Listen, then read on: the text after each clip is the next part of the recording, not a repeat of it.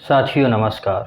जैसा कि आप जानते हैं कि हमारी फिजियोग्राफी ऑफ इंडिया की पीवाईक्यू की सीरीज क्लासेस चल रही हैं, जो कि 12वीं क्लास है। तो इसमें चाहे पीएससी हो, यूपीएससी हो या अन्य कॉम्पिटिटिव एग्ज़ाम की तैयारी करने वाले वो सभी विद्यार्थी हों, उनके लिए यह एक बेहतर सहायक साबित होती।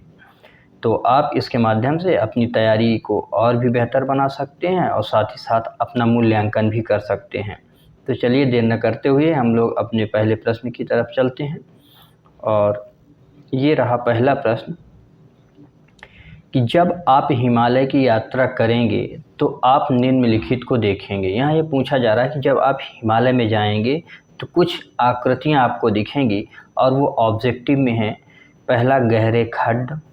दूसरे, युग घुमाव वाले नदी मार्ग, समानांतर पर्वत श्रेणियाँ और भूस्खलन के लिए उत्तरदायी तीव्र ढाल प्रवणता। यानी कि उपर्युक्त में से कौन से हिमालय के तरुण हिमालय यानी कि नवीन मोड़दार पर्वत के साक्ष्य कहे जा सकते हैं। तो यानी कि ये कुछ ऑब्जेक्टिव्स जो इन्होंने दिया है, तो बेसिकली इनका पूछने का पर्पज़ ये है कि इनमें से कौन से ऐसे फीचर्स हैं जो कि हिमालय को वलित होने का प्रमाण देते हैं। किसका प्रमाण देते हैं? वलित हिमालय का।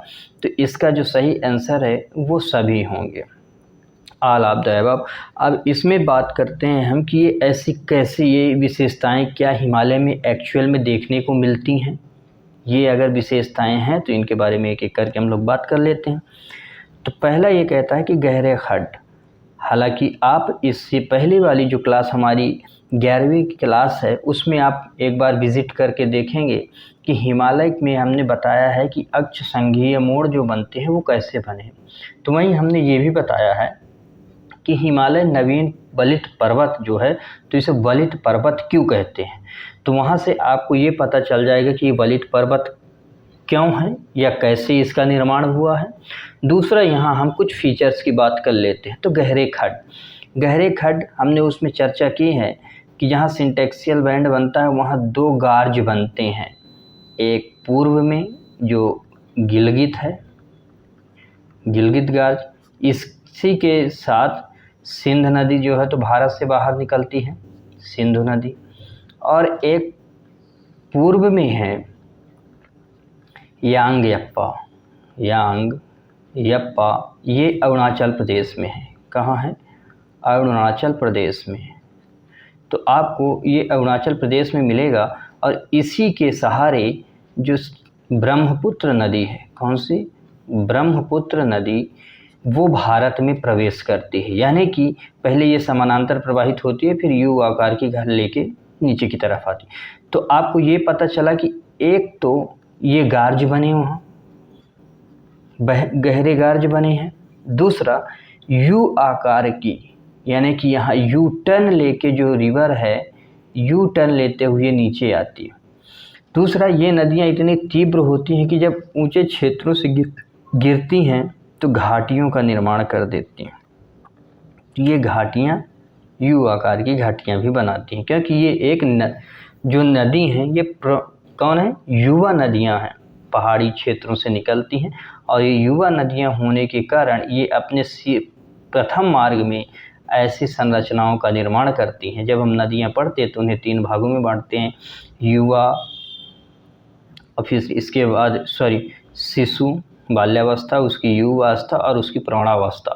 तो युवावस्था में बहुत ज़्यादा ये गड्ढे करती है, गार्ज का निर्माण करती हैं। और जब आती हैं अपने मेन अवस्था में, जब बाल्यावस्था से युवावस्था में आती हैं, तो यहाँ ये कुछ मैदानी क्षेत्र में प्रवेश हो जाती हैं और गोखुर झीलों जैसा निर्माण भी करती हैं ये नदियाँ। और जब अपने वृद्धावस्था में आती हैं, यानी कि डेल्टाई क्षेत्र में, यहाँ ये नदियाँ ज़्यादा चौड़ी हो जाती हैं। लेकिन यहाँ अपने बाल्यावस्था में ये संकरी नदियाँ होती हैं। कैसी होती हैं? संकरी नदियाँ। और धीरे धीरे ये जैसे जैसे इनमें अवस्थाएं चेंज होती हैं, वैसे वैसे ये चौड़ी होती जाती हैं और इनके प्रवाह में कमी आती है। तो हमने 2 चीज़ें देख ली हैं। हमारा 2 कंप्लीट हुआ कि गहरे खड्ड और युग घुमाव वाले नदी मार्ग। अब तीसरा है समानांतर पर्वत श्रेणियाँ। तो समानांतर पर्वत श्रेणियाँ जो हैं, तो इनके बारे में हम लोग कई बार चर्चा किए हुए हैं कि जो हमारा हिमालय है वो समानांतर बना हुआ है। जैसे बृहद हिमालय, ये हुआ मध्य हिमालय और शिवालिक हिमालय। इसके आगे हैं यहाँ ये ट्रांस हिमालय के पार्ट हैं। तो इस तरह ये एक के बाद एक समानांतर श्रेणियाँ बनी हुई हैं। तो ये भी कंप्लीट हुआ। अब अगला जो ऑब्जेक्टिव है वो है भूस्खलन का। किसका है? भूस्खलन का। तो भूस्खलन का संबंध है कि ये जब पर्वत है हमारा यानी कि कैसा है, वलित पर्वत है। तो वलित पर्वत होने के कारण एक तो इस पे जो स्ट्रक्चर है, इसकी जो बनावट है वो ज़्यादा मजबूत नहीं है, नवीन होने के कारण, पहली बात। दूसरा, ये पर्वत ऊंचा ज़्यादा है, यानी कि जैसे आप जानते होंगे कि विश्व की सबसे ऊंची चोटी एवरेस्ट, लगभग यहाँ 10 ऐसी चोटियाँ हैं जो विश्व की शीर्षतम ऊंचाई पर मानी जाती हैं। तो मतलब ये हिमालय बहुत ऊंचा है। तो ऊंचा होने के कारण इसमें ढाल की मात्रा भी ज़्यादा है। तो जब बारिश होती है तो उस बारिश के सहारे पानी जब नीचे गिरता है तो यहाँ कटाव ज़्यादा करता है, इस पर्वत का कटाव ज़्यादा करता है और इसके माध्यम से यह मलबा लेके नीचे की तरफ आता है और इसी के सहारे, इस कटाव के सहारे यहाँ से ये पर्वत भी धंसता है, जिसे लैंडस्लाइड बोलते हैं। तो यानी कि भूस्खलन जैसी समस्याएं भी होती। तो हमें ये दो चीज़ें पता है, यानी कि सारे जो हमारे ऑब्जेक्टिव हैं वो सारे ऑब्जेक्टिव क्लियर हुए। तो हमें पता चला कि ये जो फीचर्स हैं ये किसके हैं? वलित पर्वत के, किसी भी फोल्ड माउंटेन के ये फीचर्स हैं। चलिए अगले प्रश्न की तरफ हम लोग बढ़ते हैं और हमारा अगला प्रश्न है कि निम्नलिखित राज्यों में से कौन से भारत की सबसे बड़ी अंतर्देशीय लवणीय आर्द्रभूमि है? यहाँ पूछी जा रहा है कि भारत की सबसे ज़्यादा अंतर्देशीय यानी कि इस देश के अंदर तो कौन सी लवणीय भूमि सबसे ज़्यादा पाई जा रही है? तो गुजरात है। गुजरात में आप देखेंगे कि पूरा जो क्षेत्र है, कच्छ का क्षेत्र, यहाँ क्या है? ये अंतर्देशीय लवणीय भूमि है, यहाँ सबसे ज़्यादा वेटलैंड पाए जाते हैं। अगले प्रश्न की तरफ बढ़ते हैं और अगला प्रश्न हमारा ये है कि उत्तर से शुरू कर दक्षिण की ओर नीचे दी गई कुछ पर्वत श्रेणियाँ हैं, उनका हमें सही क्रम लगाना है। और लगाना कैसे है? उत्तर से दक्षिण की तरफ हमें देखना है। तो कुछ ऐसे हमें देखना है, जैसे मानो कि हमारा ये मैप है, इस मैप में हमें यहाँ ऐसे श्रेणियाँ को देखना है, इस तरह ये बनाव में देखना है। तो अब श्रेणियाँ ऑब्जेक्टिव में है, नल्लामलाई पहाड़ियाँ, नीलगिरी पहाड़ियाँ, जावदी पहाड़ियाँ और अन्नामलाई की पहाड़ियाँ। अन्नामलाई पहाड़ियाँ, जावदी पहाड़ियाँ, नीलगिरी पहाड़ियाँ और नल्लामलाई पहाड़ियाँ। नल्लामलाई पहाड़ियाँ, जावदी पहाड़ियाँ, नीलगिरी पहाड़ियाँ, अन्नामलाई पहाड़ियाँ या अन्नामलाई पहाड़ियाँ, नीलगिरी। तो ये ऑब्जेक्टिव्स हैं। तो इनके माध्यम से हमें करेक्ट बताना है कि कौन उत्तर से दक्षिण की तरफ है। तो इसका जो सही आंसर है वो है आंसर 3। अब देखिए इसे मैप के माध्यम से हम समझने की पहले कोशिश करते हैं। कौन कौन सी हैं? नल्लामलाई, जावदी, नीलगिरी और अन्नामलाई। इनको पहले हम मैप के माध्यम से समझते हैं, फिर बात करते हैं कौन किस राज्य में पाई जाती है। तो इस वाले क्षेत्र में यहाँ नल्लामलाई है। कौन सी है? नल्लामलाई पहला। इस वाले क्षेत्र में यहाँ जावदी है। कौन सी? जावदी।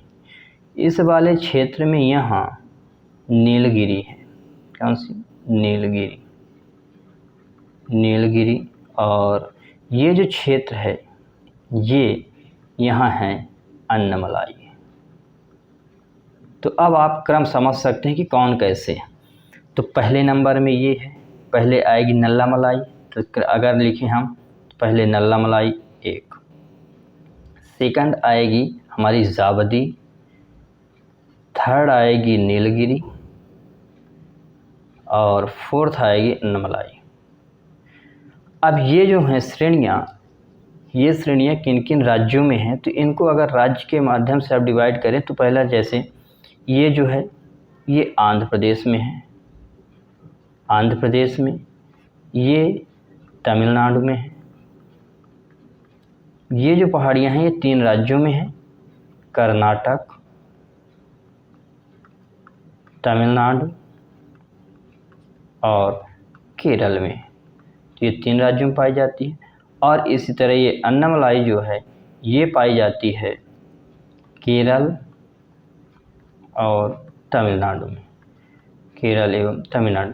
तो आज के सेशन को हम लोग यहीं तक रखते हैं।